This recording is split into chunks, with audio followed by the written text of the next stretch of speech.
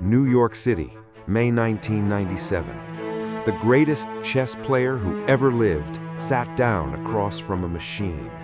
No emotions, no fear, no soul. Just 200 million calculations per second. This is the story of the day humanity lost.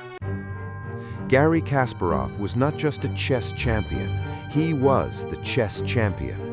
12 consecutive world titles, a FIDE rating of 2,800, a number nobody had ever reached before.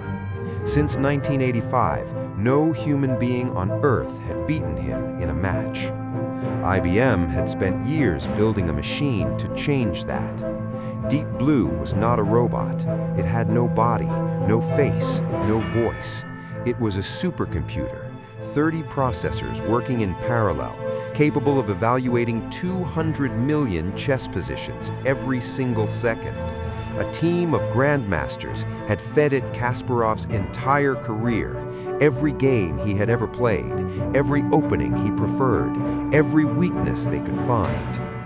Kasparov had beaten an earlier version of Deep Blue in 1996. He was confident. He was wrong. Game 1, May 3rd, 1997. Deep Blue wins in 37 moves. The first time in history a reigning world champion had lost to a computer under tournament conditions. Kasparov was shaken, but he recovered.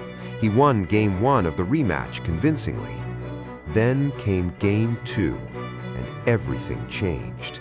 The game reached a complex endgame. Kasparov had a position that, as later analysis would show, was likely a draw. He could have held on, but Deep Blue played a move that made no human sense, a quiet, mysterious move that seemed to come from nowhere. Move 36, Deep Blue plays A times B5. Kasparov stared at the board. He could not understand it. No human player would have played that move. No human player would have seen what Deep Blue had seen, or appeared to have seen. Kasparov resigned. He resigned a position that was not lost. Later analysis showed he had a draw, but in that moment, sitting across from a machine that seemed to think on a level beyond human comprehension, Kasparov's mind broke.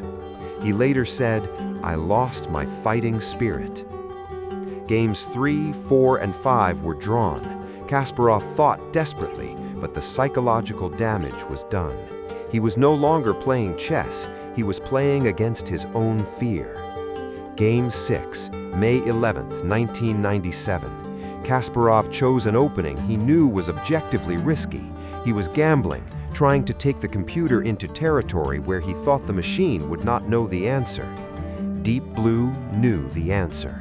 On move 8, Deep Blue sacrificed a knight, a stunning, aggressive sacrifice, the kind of move a fearless attacking player would make, the kind of move Mikhail Tal would have made.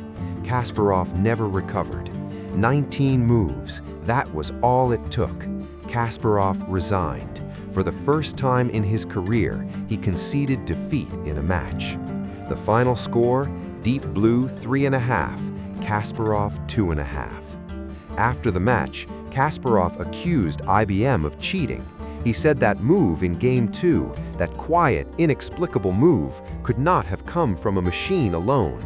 He demanded to see Deep Blue's internal data. IBM refused. Then IBM dismantled Deep Blue.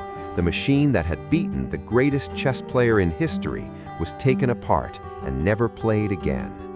We will never know for certain what really happened in that room. What we do know is this. On May 11th, 1997, in a hotel in New York City, a machine defeated the greatest mind chess had ever produced, and the world was never quite the same again. Kasparov spent years processing the loss. He eventually made peace with it.